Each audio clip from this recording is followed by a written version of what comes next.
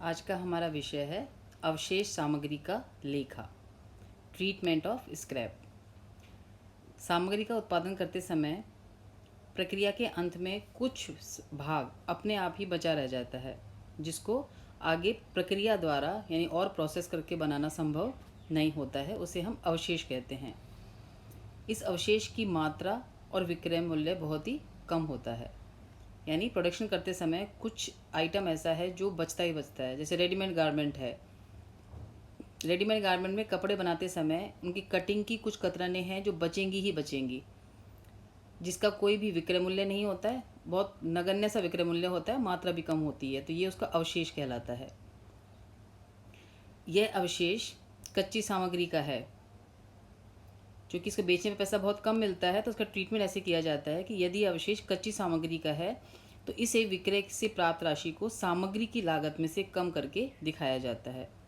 और यदि यह अवशेष प्रोसेसिंग के बीच में हुआ है, उत्पादन प्रक्रिया के मध्य में हुआ है, तो इसके विक्रय मूल्य को कारखाना लागत में से घटाकर दिखाया जाएगा।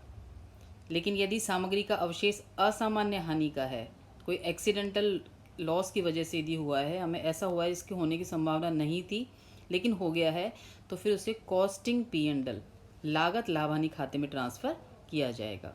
अर्थात ये जो अवशेष कुछ तो ऐसा है जो बचेगा ही बचेगा, जो बचता ही है हमारा, वो तो हमारी सामान्य प्रकार का अवशेष है।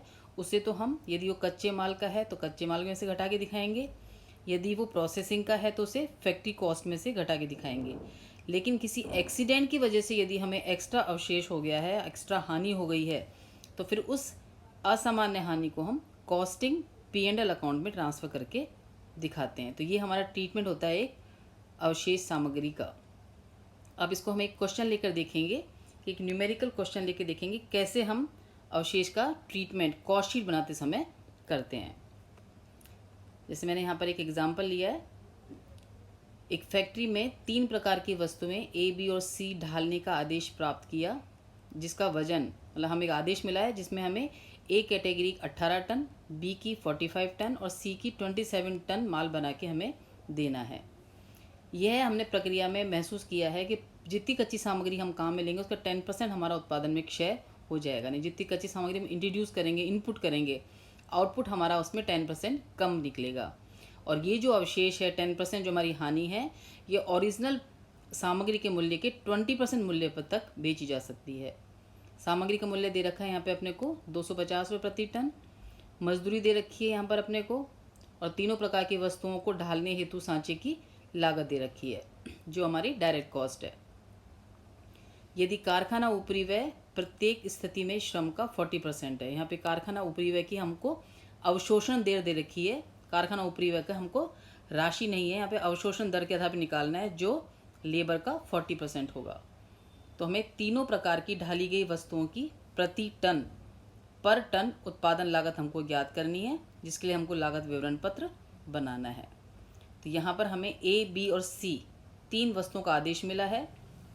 हमें तैयार माल जो बना के देना है वो हमें 18, 45 और 27, 18, 45 एंड 27 टन हमें बनाकर देना है। जो माल हम इनपुट करेंगे उसका हमें प्रोडक्शन जो मिलेगा आउटपुट, वो हमारा उसका 90% होगा। ये ध्यान रखते हुए हमें आदेश देना है। तो इसमें हम जैसे A में हम देखेंगे तो A में हमें 18 इकाइयाँ तैयार चाहिए। तो हमारी स्थिति ये है कि हम 100, जैसे A में हमें 18 इकाइयाँ चाहिए, B की हमको 45 चाहिए, C की हमें 27 चाहिए। तो यहाँ पर हम यदि 100 इकाइयाँ 100 टन माल कच्चा माल लगाते हैं, 10% हमारा लॉस हो जाता है, हमें 90% ही माल बन के तैयार होता है। तो 18 इकाइयाँ तैयार करने के लिए पहले हम निकालेंगे कितना माल वास्तव में हमें शुरू में इनपुट करना होगा, यानी कितना कच्चा माल हमें चाहिए होगा। तो मटेरियल कैसे निकालेंगे हम, यहाँ पे मटेरियल निकालेंगे हम कि यदि हम 100 कच्चा माल लगाते हैं तो प्रोडक्शन हमारा होता है 90 का। तो यदि प्रोडक्शन मुझे 18 का चाहिए तो मुझे कच्चा माल कितना लगाना होगा, इसमें 20 टन्स। ऐसे हम B का देखेंगे, हमें 100 कच्चा माल लगाना होगा यदि हमें 90 टन माल चाहिए। तो यदि 45 चाहिए तो हमें इंट्रोड्यूस करना होगा 50 टन माल। ऐसे हम C का निकाल लेंगे, 100 डिवाइडेड बाय 90 मल्टीप्लाइड बाय 27। तो C को हमें कितना कच्चा माल चाहिए हमें? 30 टन। तो यहाँ हमें ए को चाहिए 20 टन, बी का चाहिए हमें 50 टन और सी का चाहिए यहाँ पर हमको 30 टन कच्चा माल हमें लगाना है। यह मटेरियल आ जाएगा हमारा।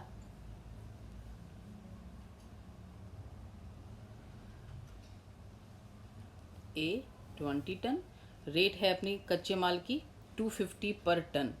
बी का आ जाएगा 50 इंटू 250 एंड सी का आ जाएगा हमारा 30 इंटू 250। तो हमारा कच्चा माल की लागत ए के लिए आ जाएगी 5000, बी के लिए आ जाएगी 12,500 और सी के लिए आ जाएगी 7,500। इसमें से हम लेस कर देंगे सेल ऑफ स्क्रैप, क्योंकि यहाँ पे स्क्रैप कच्चे माल का है तो इसे कच्चे माल की लागत में से घटा के दिखाएंगे। सेल ऑफ स्क्रैप ये हमारा मटेरियल कॉस्ट के 20% तक बिकेगा। तो मटेरियल कॉस्ट है हमारी यहाँ पे मटेरियल कॉस्ट 20% आपको माल बिकेगा। मटेरियल कॉस्ट है हमारी 250, तो 250 का 20% हम 50 रुपये प्रति टन की रेट से हमारा स्क्रैप बिक जाएगा। तो यहाँ पे ए का स्क्रैप कितना है? 20 का हमने माल लगाया, 18 बन के तैयार हुआ, तो 2 टन माल ए का स्क्रैप है। 50 माइनस 45 5 टन माल बी का स्क्रैप है और 30 माइनस 27 3 टन माल सी का स्क्रैप है, जो किस रेट से बिकेगा हमारा? 250 का 20% यानी 50 रुपीज़ पर टन। तो हमारा ए में आ जाएगा यहाँ पर 100 रुपये, बी में आ जाएगा 5 इंटू 50 और सी में आ जाएगा 3 इंटू 50। ए में 100 रुपये, बी में 250 एंड सी में 150। इसे हम घटा देंगे तो मटेरियल कंज्यूम अब जो निकलेगा क्या कहलाएगा? हमारा मटेरियल कंज्यूम। तो मटेरियल कंज्यूम यहाँ पर ए का आ रहा है 4900,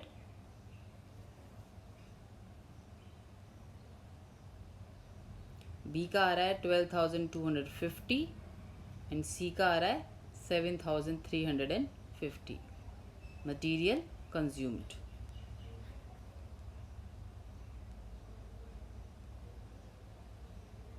इसमें हम ऐड कर देंगे वेजेस और कॉस्ट ऑफ मोल्ड्स, सांचों की लागत जो हमारी डायरेक्ट एक्सपेंसेस है।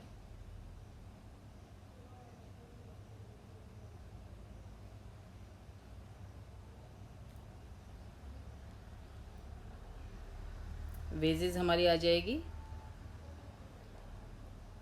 वेजेस है यहाँ पे 4,000, 10,500, 5,500,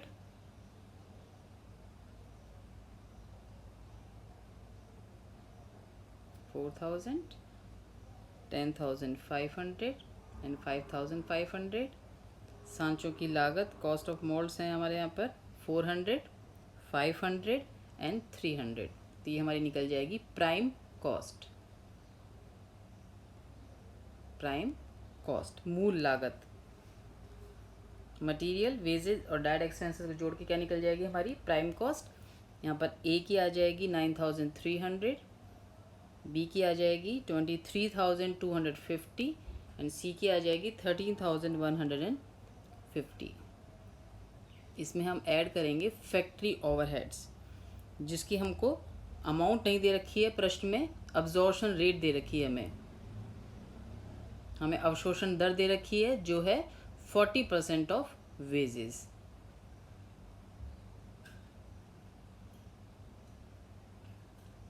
तो यहाँ पर ए के लिए आ जाएगा 1600,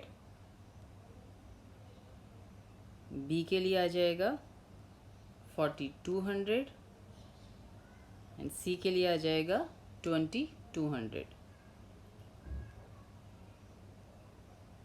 ये निकल जाएगी हमारी फैक्ट्री कॉस्ट या वर्क्स कॉस्ट।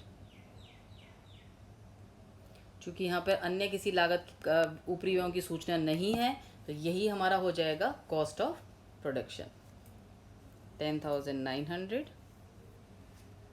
27,450 एंड 15,350, और यही हमारा हो जाएगा कॉस्ट ऑफ प्रोडक्शन, क्योंकि प्रश्न में हमें प्रशासनिक ऊपरी व्यय और विक्रय ऊपरी व्यय यानी एडमिनिस्ट्रेटिव और सेलिंग ओवरहेड्स की सूचना नहीं है, तो यही हमारा हो जाएगा कॉस्ट ऑफ प्रोडक्शन। क्योंकि प्रश्न में cost of production per unit पूछा गया है, तो हम कैसे निकालेंगे पर यूनिट कॉस्ट को? तो पर टन कॉस्ट हम निकाल लेंगे। कॉस्ट ऑफ प्रोडक्शन जो निकली है हमारी divided by production in ton, कितना टन माल बन के तैयार हुआ है उसको डिवाइड कर देंगे तो हमारी पर टन कॉस्ट या पर यूनिट कॉस्ट निकल जाएगी।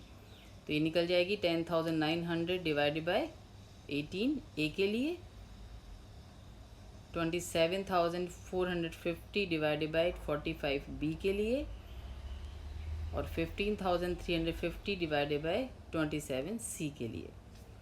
तो हमारी पर टन कॉस्ट ऑफ प्रोडक्शन आ जाएगा ए के लिए लगभग 605.55, बी के लिए 610 और सी के लिए 568.52 अप्रॉक्सीमेटली लगभग आ जाएगा। तो ये हमारी पर टन प्रोडक्शन कॉस्ट आ रही है ए की, बी की और सी की। तो ये हमारा तरीका है अवशेष के ट्रीटमेंट का को ध्यान में रखते हुए कॉस्ट शीट बनाने का। अवशेष यदि कच्चे माल का है तो कच्चे माल की लागत में से घटा के दिखाएंगे, प्रोसेसिंग के दौरान है तो फैक्ट्री कॉस्ट में से घटा के दिखाएंगे, और असामान्य प्रकृति का है तो उसे हम कॉस्टिंग पीएनएल में शामिल करेंगे, उसे हम कॉस्ट शीट में शामिल नहीं करेंगे। इस तरीके से मैं बताया इसमें कैसे आपको उत्पादन के लिए मटेरियल निकालना है और कैसे हमें ये सॉल्व करना है। आज